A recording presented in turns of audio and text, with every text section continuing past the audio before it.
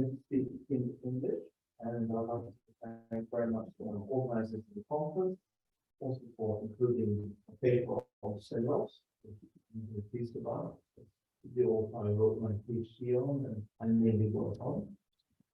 I also have a PowerPoint which is being produced at the moment. So it will the reason why I chose this topic is actually because of an extraordinary book called The History of Byzantine Music, which is very famous in the field of Byzantine musicology, written by Grande and published in Oxford. The reason why I think it's is because Grande was a student of Grande, the man who worked on dodecaphony. So the idea of transforming Western music from the regular scales, such as we know from Bach, Mozart, and Beethoven, to a dodecaphonic system. Schoenberg and Welles thought that Byzantine music had something very interesting and very modern. That's why he wrote that particular book. The first section deals with theory, and that's where he has problems, because he has interesting theories about ancient Greek music and music in the patristic era. But in the Byzantine era, the middle period, he spent a couple of pages on the treatise I'll be talking about today, which was written by Psellos. And that's what I'll be dealing with. When one hears the term music and even philosophy of music, keep it there for a moment, one immediately feels more relaxed. Somehow the idea that music is a topic of discussion brings some sort of inner calm. Music affects one's inner self immediately. Psellos often talks about music. It provides an image or a metaphor useful for other considerations. Music is an important part of everyday life.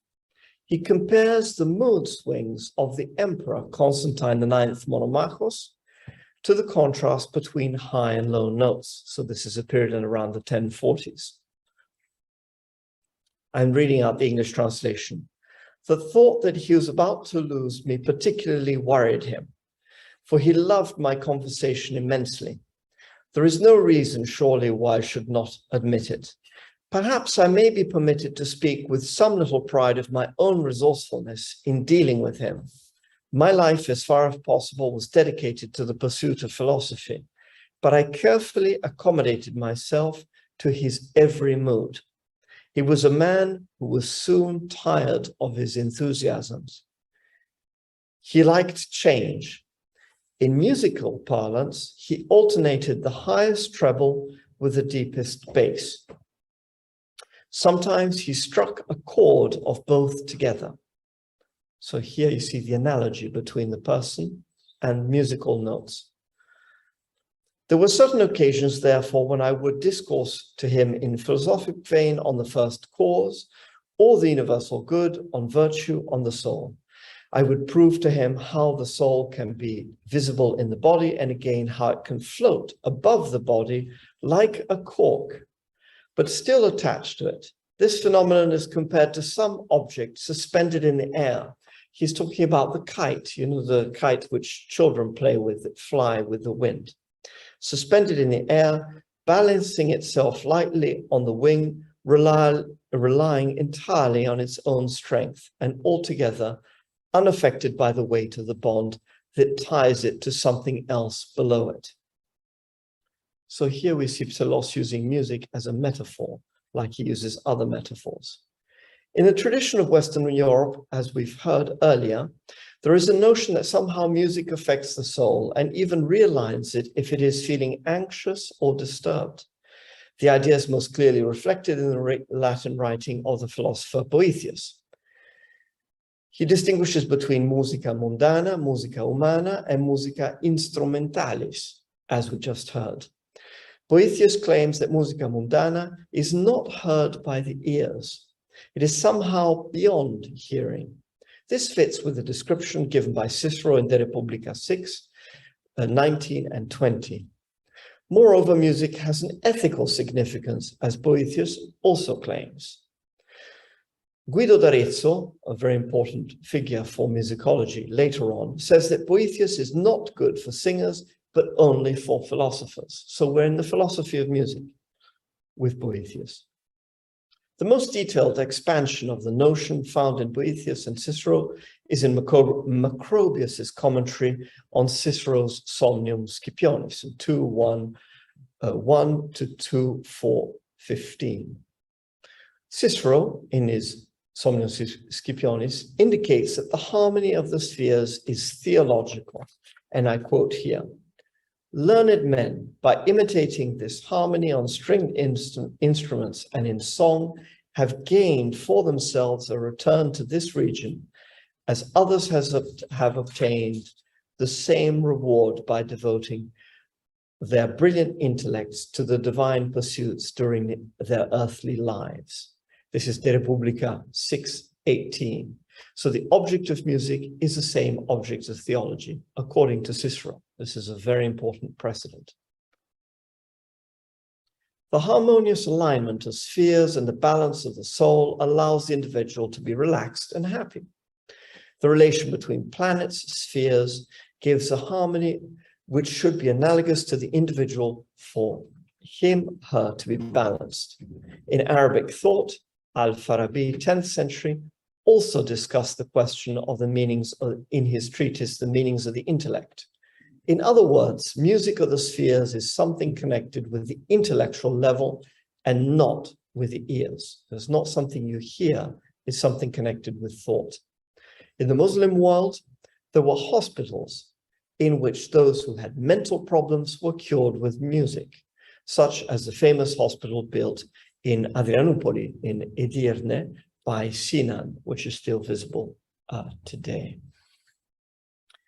In Byzantium, music was something else. It is not a superior harmony with metaphysical beings. It is an approach to the divine, as Plotinus had already indicated. And here I quote an English translation. What art is there? What method? What discipline to bring us there where we must go? The term at which we must arrive, we may take as agreed. We have established elsewhere by many considerations that our journey is to the good, to the primal principle. And indeed, the very reasoning which discovered the term was itself something like an initiation. But what order of beings will attain this term? Surely, as we read, those who have already seen all or most things, those who at first birth have entered into the life germ from which it springs, a metaphysician, a musician, or a born lover, the metaphysician taking the path by instinct, the musician and the nature particularly susceptible to love, needing outside guidance. So here Plotinus indicates music as a path for unification with the divine, according to him. The later Neoplatonist Proclus, who is always worth remembering, was born in Constantinople in 412. Then he moved to Athens, but he's actually the only Neoplatonist who came from Constantinople itself. The later Neoplatonist Proclus went further and indicated that music related to arithmetic, and therefore well entrenched in the world of logical expression. This was not the highest form of philosophy. On the contrary, it has a rather lowly status in his thought. He indicates this in his commentary on the first book of the Elements of Euclid, where he speaks about music. Arithmetic then studies quantity as such. Music, the relations between quantities. Geometry, magnitude at rest. Spherics, magnitude inherently moving. So for Proclus, arithmetic, music, geometry, and spherics are the same realm of study, effectively. For Proclus, music is inferior to arithmetic. It is a means to move upward towards the intelligible reign. It is an intellectual exercise. This interpretation is important since it implies that music is an intellectual pursuit like all other arts. And you remember, this is one of the reasons why Plato has difficulty with art. There's the element of mimesis, which was considered not positive because it was too intellectual somehow. Psellos agrees with this interpretation in his treatise on music. It is a short text, identified by More in his Iter Psellianum as philosophical treatise 162. And as I said, in Econ Velis's History of Byzantine Music, it's the main treatise he studies because there is no other that is detailed in this way. It is not printed among the letters, so in Papaioanou's edition, and is not among his philosophical writings, so Odafi, Omara, Gagne, and Westerink, the four volumes of Teubner of theological treatises and philosophical ones do not have this treatise. And it's not present in the TLG, so you can't search it and cut and paste. So I'll be giving you extracts here. It is a text edited by Abert under the title of Ein ungedruckter Brief des Michael Psellos über die Musik, 1896. I won't be giving you the whole thing, just the bits which I find particularly interesting. Here I quote, some of the philosophers, and Psellos defines music as something erotic, which is rather memorable. Some of the philosophers called music itself erotic, since it raises from the beauties there to intellectual beauty itself in order to see each of the measures and numbers in the parts and the harmonies as a side effect of music. Music allows one to explore the unifying element which is beyond multiplicity. This is a well-known technique in Platonic thought. This is how one identifies the idea which is behind various objects or persons which manifest a common characteristic. This is typical in early Platonic dialogues, what is virtue? You start with many manifestations of it. The term erotic, however, is extremely precise. It denotes a striving, erame plus genitive, of someone towards something, eraste. It is connected with two words, eros, love, but also meaning striving towards something, and erimos, desert, a lack of something. It's the same root. That's why they both have genitives as well. Plato had indicated in the Republic that musical arts tend towards the good, using the term erotica as well. He also indicated in the Symposium that music was a form of knowledge. Quote, music is the knowledge of love according to harmony and rhythm, unquote. These two definitions point to a Platonic background of what Psellos is indicating. However, Psellos is clear that the object is the noiton kallos, as you can see in this passage on the screen, if I'm not mistaken. Yeah. The Neoplatonist Hermias also points that musical madness, mania, aims at raising the soul towards the intelligible beauty. This is a concept which comes from the Phaedrus of Plato, music as a form of mania. The anonymous Heiberg, which is a school textbook written in the year 1007 and copied in 1040, has a section on music, which is rather similar to this treatise of Psellos. However, it does not have the term noiton kallos. The Heiberg text is really made for students, so Psellos has added things that interest him in particular. In fact, the anonymous Heiberg contains neither kallos nor noiton in any context. It describes the constituent elements of music, but not the philosophical meaning. In Plotinus, we saw how music approached the first principle. In Proclus, it aims for the intelligible beauty, the world of the intellect, that is considered the second level of reality for pagan Neoplatonists. Thus, Psellos has a view of the realm of music which fits with the opinion of Proclus. This is extremely important since it allows one to safely confirm the authorship of the current treatise to Psellos. Yes, it has generic ideas present in the 11th century, but it has references to Platonism such as Psellos was interested in. In the same essay, Psellos says that the aim of music is also to improve morals and to heal bodies. And I translate here, again, an activity of music is the correction of manners and the cure of sufferings. This, I would argue, another time, if you're interested, is this has a Stoic background. There's something very interesting going on with Chrysippus. But we just leave it at this for the moment. The expression used in this short passage is rather rare, but appears in one of the poems written for the Emperor Constantine IX Monomachos, Psellos' poem number 2, which is about the books of the Bible. He claims that Solomon had written the book of Proverbs to improve morals and heal the bodies. He uses exactly the same expression. The healing of bodies and souls through the book of Proverbs or listening to music concerns the physical realm, the world of being. Within the Neoplatonism of Proclus, the intellect relates to being and life. They're all three below the level of the one, what is considered the divine.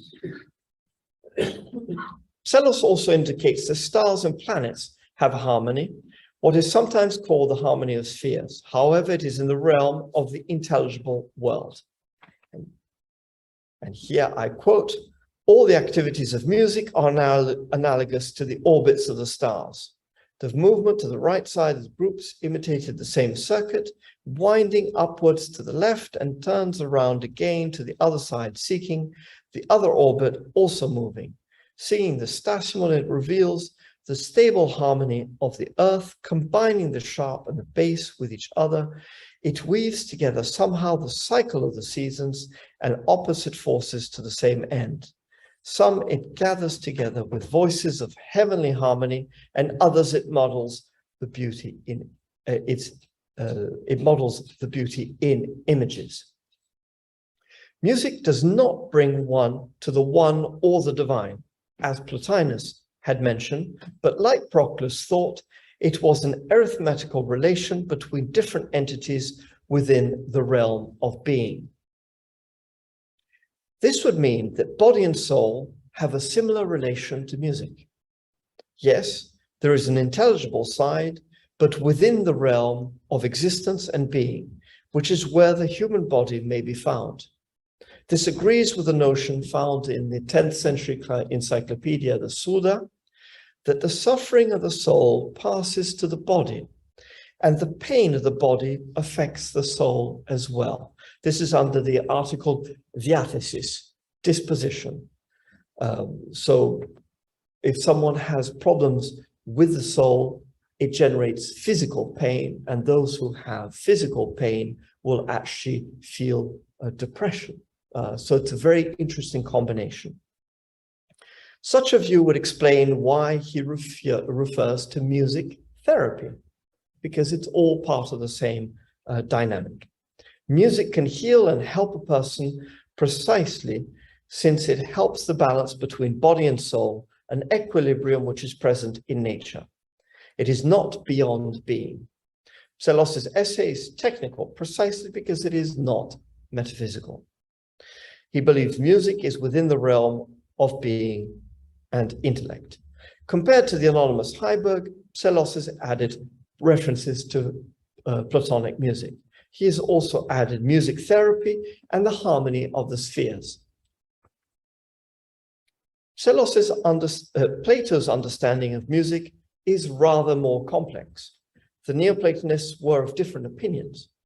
Psellos sides with Proclus in indicating its limitation within the sphere of being.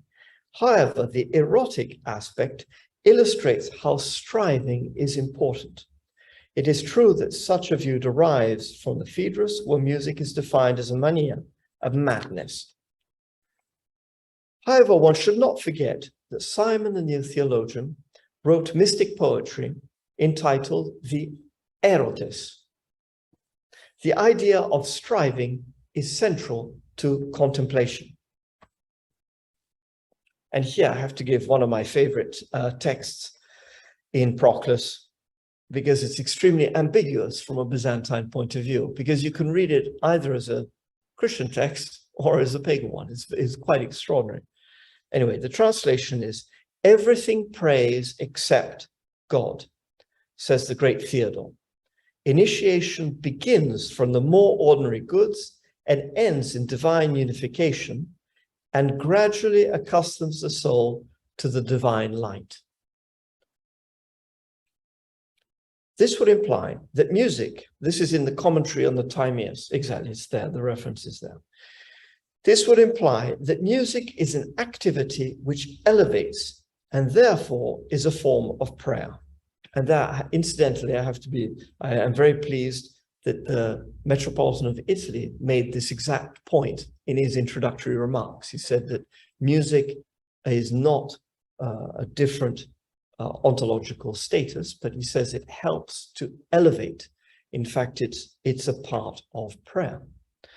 The analogy with planets and intelligible world is less important than the fact that music can elevate the soul. It's an instrument of elevation. This is exactly the point which is different between Plotinus and Proclus. Plotinus believed that part of the soul was always connected to the one, Ennead 4:8:8, where he says it actually goes against Plato's text. It was very interesting. The idea that there's always a logical part of the soul living with God. That's not acceptable to Proclus, but it's not acceptable to Christians either. Proclus thought that elevation towards the divine was necessary for a person as a spiritual and physical unit. Psellos is not interested in music as something intellectual, but as a means to strive towards that creative and sustaining energy which Dionysius the Areopagite, Proclus, and later on Palamas referred to as the Periousia Dynamos. Thank you very much.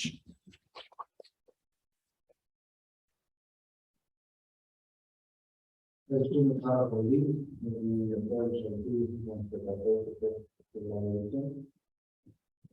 Θα περάσουμε στην τελευταία εισήγηση αυτής της δεύτερης συνεδρίας, όπου θα καλέσουμε στο βήμα τον κύριο Γιώργη Πάσχολου Σταδαπόπουλο, προκαθηγητή της Πατρολογίας, στο τμήμα Θεολογίας του Καθολικού Πανεπιστημίου Αθηνών. Και το θέμα το οποίο θα μας αναπτύξει είναι η σημασία